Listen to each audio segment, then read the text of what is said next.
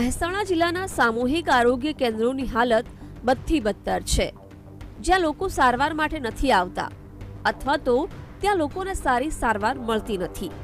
ત્યારે જ તો 18 સામૂહિક કેન્દ્રોને નોટિસ ફટકારાઈ છે અને જિલ્લા આરોગ્ય અધિકારીએ સામૂહિક આરોગ્ય કેન્દ્રમાં 20 કરતા ઓછી પ્રસૂતિ થતા રિપોર્ટ માંગ્યો છે।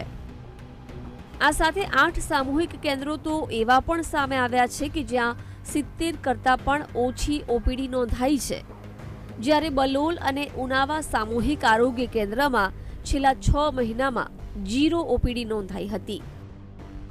ત્યારે સવાલ એ થાય છે કે મહેસાણા જિલ્લાના સામૂહિક આરોગ્ય કેન્દ્રોની હાલત ખરાબ કેમ છે?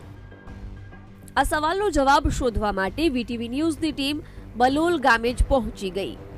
અહીં સામૂહિક આરોગ્ય કેન્દ્ર પર પહોંચ્યા તો જાણવા મળ્યું કે માત્ર એક ડોક્ટર પર કેન્દ્ર ચાલી રહ્યું છે, તેમ છતાં અહીં સારવાર મળી રહ્યાનું તારણ જાણવા મળ્યું, જ્યારે 0 ઓપીડી બાબતે ટેકનિકલ ખામીનું કારણ બહાર આવ્યું કે આપણે અહીંયા ગવર્મેન્ટમાં 2 સોફ્ટવેર છે, HMIS અને ટેકો।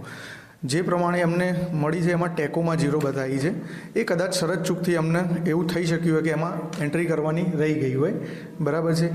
અને જે પ્રમાણેના અમારા ડેટા છે, જે મારી જોડે અત્યારે હાલ હાજર છે, એ બધા જ ડેટા અમે HMISમાં જે આપણે સેન્ટ્રલ ગવર્મેન્ટનું પોર્ટલ છે એ પ્રમાણે એમાં બધી જ નિયમિત આપણે એમાં એન્ટ્રી કરેલી છે। ઓપીડી છે, ડિલિવરી છે, આઈપીડી છે, બરાબર, જેના ડેટા મારી જોડે અત્યારે હાલ અવેલેબલ છે, બરાબર।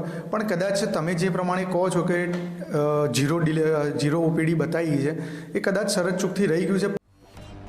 જો કે ડોક્ટરની વાતો સાંભળ્યા બાદ અમારી ટીમ ગામમાં પણ પહોંચી તો ગ્રામજનોના મુખેથી પણ એક જ જવાબ સાંભળવા મળ્યો: સામૂહિક આરોગ્ય કેન્દ્રમાં સુવિધાઓ સારી મળે છે। સુખાજી ઠાકોરે અમને કહેલું કે ભાઈ જે પૂરતા સાધનો અને જે ઘટ પડતી હશે એના માટે અમે સુખાજી ધારાસભ્ય અમારા એ બંધાયેલા આ વસ્તુની અંદર। એમણે શું કહ્યું? હા, કે હું આ પૂરતા સાધનો અને જે કંઈ જરૂરિયાત હશે એ સુખાજી બોલ્યા અને અમને આપવા માટે તૈયાર છું।